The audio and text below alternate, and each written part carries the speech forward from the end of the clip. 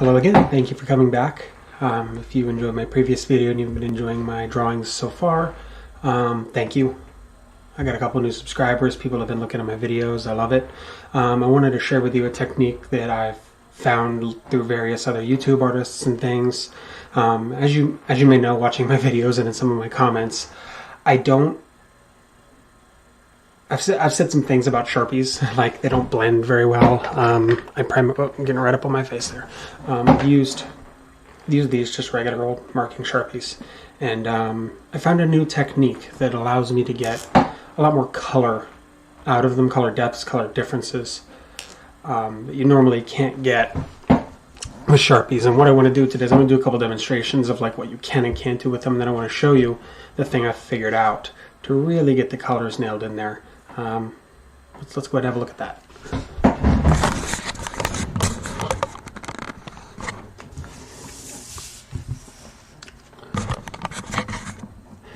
Alrighty, so here's our semi-blank piece of paper. Now, normally I color all of my line work in with Sharpies. Let's go ahead, give ourselves a few little test areas here, and I'll start demonstrating some of those differences I was talking about.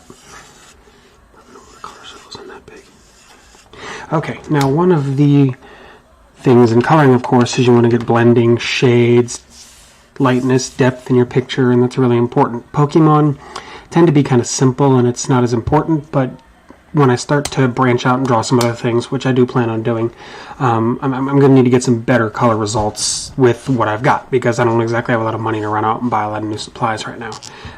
But I found a way I can get some pretty good colors out of these for cheap. So let's start by doing a simple demonstration. I've talked 100 times about how Sharpies just do not blend, even with like or neighboring colors. So let me give you an example. If you use, say, like a Copic artist marker, you would take a flat tone, put it down here. I'm not going to color inside the lines. This isn't a test, sorry. And then and then take something that's a pretty similar color, and you want to drop this down kind of where you want to put the shading. I know this is kind of dark, but even with a good blender, it would normally work with a better marker. Now you go back and grab the lighter color here, and you can kind of push around a little bit. The darkness you're seeing here is when you layer up Sharpies, they will, sorry, my throat, they will darken, so you can layer 2 or 3 times the darken, and you can get kind of a blend here. This particular color combination is working fairly well, but it's not great. Actually, this particular color combination is working really well. Let me give you another example here. If we pick, say, this blue here and its darker counterpart, we'll probably encounter a bit more trouble with these guys. Yeah, see how dark that already is? Oh, let's get one of these here. And then let's try to blend that guy.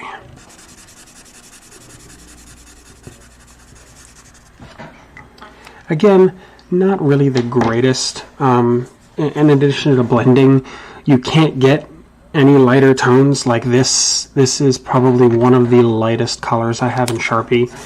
And just look how dark that lays down. Like if you want to get anything like this little ink smudge I have here, you just can't do it with Sharpies.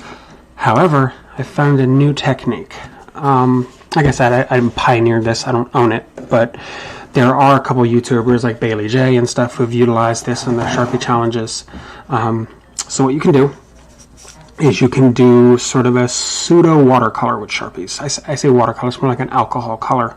Sharpies are alcohol-based markers. If you ever used one and you smelled it, it reeks of alcohol.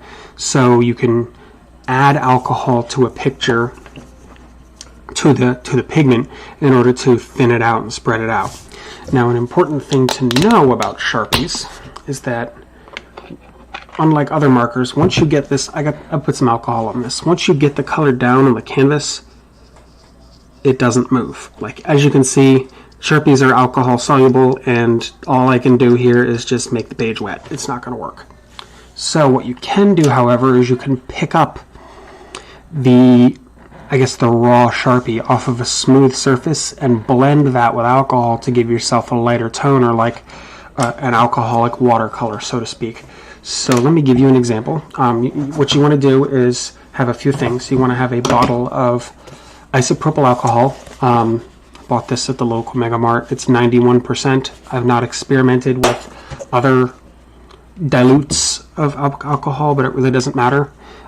This does work. A watercolor brush. If you use something really cheap, like these plastic acrylic brushes that I bought from the dollar store, they got plastic bristles, they won't hold the color because alcohol tends to evaporate very fast, and you'll get about one stroke on the page and there's nothing left on your brush. So without any other hesitation, I'll show you how to get some pretty cool colors out of these. This is a picture frame with glass. It's a nice smooth surface that the Sharpie won't bind to. It's also easy to clean up. And you can do is grab, what color do we want today? Let's say this nice green here. What you want to do is get this and lay it down on the glass. It doesn't, I mean, you could be messy with it. It doesn't really matter because your brush is going to scoop up this color, just like a watercolor palette. And then we set this aside. You'll want to grab your alcohol and you dip your pen in here, get into this, and you get a nice big goopy mixture of it right here. Now, the biggest advantage to doing this, the absolute biggest advantage, is that you can lay down a very light tone.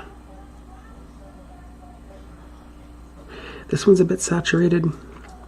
Your first brush stroke will always be a bit saturated, but you want to lay down this tone here. You can get like this, it's almost like a whimsical pastel color.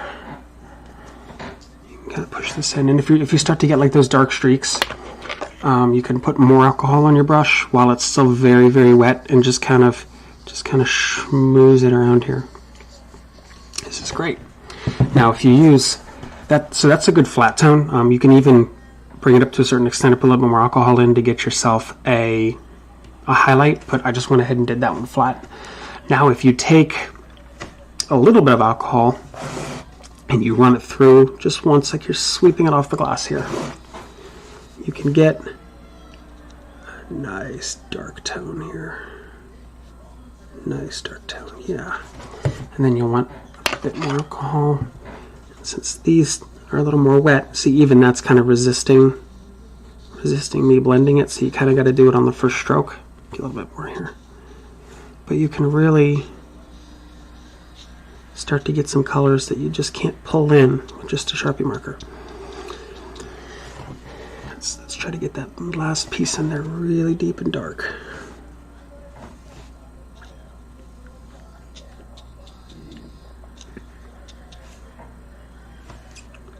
There we go. All right. So I'm by no means a watercolor artist. I've never done a watercolor piece, but I just thought it was a really cool, interesting way to get some additional colors out of your Sharpies, because normally you can't get anything with this sort of color mix or color blend out of a Sharpie. You can kind of rough it by pushing these around really hard. You got to really scrape into the paper. Pros and cons. Pros, you get a nice variety of colors. You can do highlights, darks, pastels, and you can work with varying amounts of alcohol on the brush within the same marker to get different color tones, and it's easy to go a shade above or a shade below, or even like a shade that, heck, if you even wanted to use like this hot pink and kind of blend it into this more purpley one, it would be, well, it's not, that's not a great example, into this kind of like a darker color. Normally this wouldn't really work on a regular piece of paper because they're not close enough, but it would be a lot easier to do. Yeah, see, no matter how hard you blend this guy, you're still going to get kind of an ugly, gritty mess right here, and you're going to see a hard line.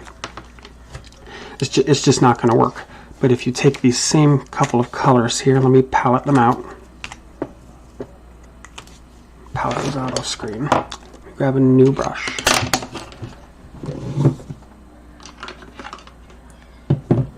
Start with that light pink, get a good blob going here.